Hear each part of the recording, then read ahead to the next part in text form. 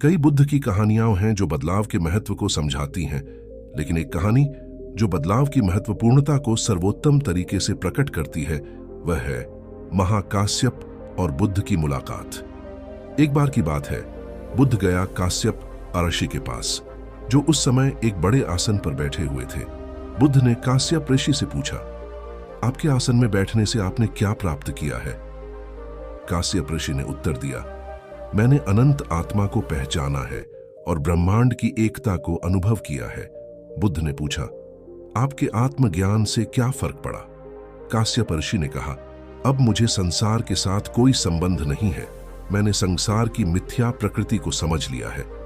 बुद्ध ने फिर पूछा, क्या आपको यह पता है कि ज्ञान का अर्थ ज्ञानी को संसार के लिए कैसे उपयोगी बनाया जाता है? काश्यप ऋषि ने हार गरमाते हुए कहा, नहीं, मुझे यह पता नहीं है। इसके बाद बुद्ध ने एक छोटे उदाहरण के माध्यम से काश्यप को बदलाव के महत्व को समझाया। उन्होंने कहा, देखो, जैसे नदी का पानी हमेशा चलता रहता है, वैसे ही जीवन भी बदलता रहता है। एक व्यक्ति को अपने ज्ञान का उपयोग करना चाहिए ताकि वह बदलाव का सामना कर सके और संसार के साथ सहयोग कर सके। बिना बदलाव के ज्ञान का कोई महत्व नहीं होता। इस कहानी से हमें यह सीख मिलती है कि ज्ञान का सही उपयोग केवल तब होता है जब हम उसे अपने जीवन में लागू करते हैं। कहानी नंबर 2, बदलाव पर बुद्ध की एक प्रसिद्ध कहानी है जो बदलाव के महत्व को समझाती है। एक समय की बात है, गौतम बुद्ध नगर में भ्रमण कर रहे थे। उनके साथ उनके शिष्य अनुयायी भी थे। एक दिन वे एक नदी के किनारे पहुंचे जहां एक समुद्री कच्छप कछुआ अपने जीवन के निर्देशकों के रूप में समर्पित था। उसके बदलाव को लेकर उनके शिष्यों ने उससे पूछा, कच्छप जी, आपके जीवन में बदलाव कैसे आया है? कच्छप ने हंसते हुए उत्तर दिया, मेरे प्रिय बच्चों, बदलाव ही मेरे जीवन का सत्य है। जब मैं जवान था तो मैंने प्रतिदिन नदी में पार करने की एक दिशा बना ली थी, लेकिन जैसे जैसे मैं बड़ा होता गया मेरी आकांक्षाएं बदल गईं। अब मैं नदी के पार नहीं जाना चाहता था। उनके शिष्यों ने इसका अर्थ समझा, लेकिन उन्होंने पूछा, लेकिन आपने अपने पारिवारिक और सामाजिक संदेश का निर्देशन कैसे किया? कच्छप ने फिर एक बार हंसते हुए उत्तर दिया, बच्चों, जब मैंने अपने पारिवारिक और सामाजिक जिम्मेदारियों के साथ अनुकूलित होने का फैसला किया तो मैंने नदी के पार जाने का तरीका बदल दिया। अब मैं नदी के पार नहीं जाता, बल्कि नदी के ऊपर जाकर उसे पार करता हूं। इस कहानी से हमें यह सीखने को मिलता है कि बदलाव हमारे जीवन का अभिन्न हिस्सा है और हमें उसे स्वीकार करने की क्षमता होनी चाहिए। हमें अपने परिवर्तनशीलता को समझना और उसे सहजता से लेना चाहिए। अपने अंदर बदलाव लाना एक गहरा और महत्वपूर्ण सफर है जो हमें अपने जीवन की दिशा में सकारात्मक और उत्थान की दिशा में ले जाता है। यह एक प्रक्रिया है जो हमें अपने विचारों, आदतों और धारणाओं को समीक्षा करने और उन्हें संशोधित करने का मौका देती है। बदलाव आने के लिए हमें पहले अपने विचारों को समझने की आवश्यकता होती है। हमें यह जानने की कोशिश करनी चाहिए कि हम किस दिशा में जा रहे हैं और क्या हम अपने जीवन से क्या चाहते हैं। इसके बाद हमें अपने लक्ष्यों की ओर बढ़ने के लिए निरंतर कदम उठाने की जरूरत होती है। बदलाव के लिए सबसे पहला कदम हमें अपनी आदतों को परिभाषित करना होता है।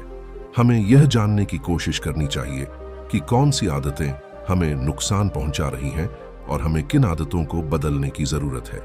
फिर हमें उन आदतों को संशोधित करने और सकारात्मक आदतों को बढ़ावा देने के लिए कठिन परिश्रम करना होता है।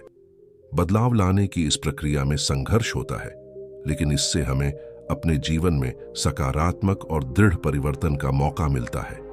हमें यह याद रखना चाहिए कि बदलाव हमें बेहतर बनाता है, हमारे संदर्भों को बदलता है और हमें नई दिशा में ले जाता है। अपने अंदर बदलाव लाने का महत्वपूर्ण कदम है जो हमें व्यक्तिगत और पेशेवर जीवन में सफलता की दिशा में आगे बढ़ने में मदद कर सकता है।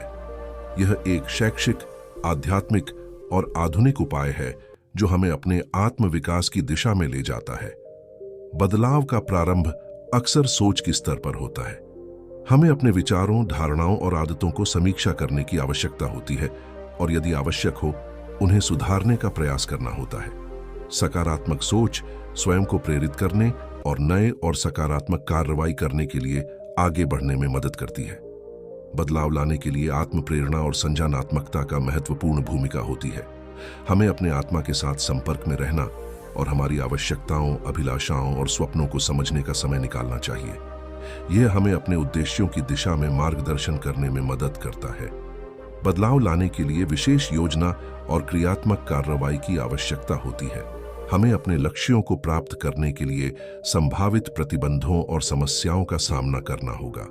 इसके लिए हमें सही योजना बनाने, समस्याओं को समझने और निर्धारित लक्ष्यों की दिशा में प्रोत्साहित करने की आवश्यकता होगी। बदलाव लाने की प्रक्रिया में सब्र, समर्थन और स्वाधीनता की भूमिका भी महत्वपूर्ण होती है। अपने अंदर बदलाव लाना एक महत्वपूर्ण और उत्तेजक प्रक्रिया है, जो हमें अपने जीवन में सकारात्मक और गहराई से परिणाम देने के लिए समर्थ बनाती है। यह बदलाव कभी कभी अद्भुत और अभिनव अनुभवों के साथ आता है और कभी कभी हमें परेशानी और उत्साहहीनता के अनुभवों के साथ जूझना पड़ता है। लेकिन इस प्रक्रिया का उद्दीपन आत्मसंवेदना, स्वाध्याय और स्वाध्याय के माध्यम से आता है। बदलाव की प्रक्रिया में पहले हमें अपने जीवन के क्षेत्रों को ध्यान से विचारना चाहिए जहां हम बदलाव करना चाहते हैं। यह समाविष्ट हो सकता है स्वास्थ्य, करियर, व्यक्तित्व, संबंध या किसी और क्षेत्र में। फिर हमें अपने लक्ष्यों और मानकों को स्पष्ट करना चाहिए जिससे हम बदलाव की दिशा में अग्रसर हो सकें। अपने अंदर बदलाव लाने के लिए हमें अपने स्वयं के विचारों, विश्वासों और धारणाओं का मूल्यांकन करना चाहिए। हमें अपनी सकारात्मक गुणों को बढ़ावा देना और अपने नकारात्मक गुणों पर काबू पाने की कोशिश करनी चाहिए। यह शामिल करता है अपने मन की शक्तियों और अपनी आत्मा की सामर्थ्य को समझना। बदलाव के लिए अपने अंदर कार्यशीलता को विकसित करना महत्वपूर्ण है। इसका मतलब है कि हमें अपने लक्ष्यों को हासिल करने के लिए कठिनाइयों का सामना करना पड़ता है और उन्हें पार करने के लिए निरंतर प्रयास करना पड़ता है। यह उत्साह, संघर्ष और संघर्ष की दरकार को स्वीकार करना सीखने के लिए गौतम बुद्ध के जीवन में उन्होंने अपने अंदर एक गहरा और आध्यात्मिक परिवर्तन लाने का अनुभव किया। यह परिवर्तन उनके जीवन का मुख्य तत्व बन गया और उन्हें अद्वितीय धार्मिक गुरु के रूप में स्थापित किया।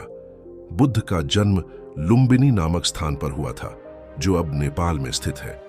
उनके पिता शुद्धोधन राजा थे और माता माया देवी थी। बुद्ध का जन्म एक विशेष घटना थी जिसमें महान संत और गुरु के रूप में उनके जीवन का प्रारंभ हुआ। बुद्ध का बचपन और युवावस्था विशेषत सुखद था, लेकिन एक दिन उन्हें जीवन के अद्वितीय पहलू का अनुभव हुआ। उन्होंने अपने घर के बाहर एक बुद्धिमान साधु को देखा जो आत्मा के मोक्ष की खोज में विचरण कर रहे थे। इस दृश्य ने उनके मन को चुनौती दी और उन्हें जीवन के वास्तविक अर्थ को समझने के लिए प्रेरित किया। बुद्ध ने अपने 8 साल की आयु में एक सफल राजकुमार के रूप में अद्भुत शिक्षा प्राप्त की, लेकिन उन्होंने यह भोग के जीवन को अद्वितीय आध्यात्मिक खोज के लिए छोड़ दिया। उन्होंने नमस्कार किए और गहरे ध्यान में प्रविष्ट हो गए। अपने ध्यान के दौरान उन्हें वास्तविकता का आदर्श और शांति का अनुभव हुआ। उन्होंने अपने मन को शांत और अपने आत्मा की गहराई को समझा।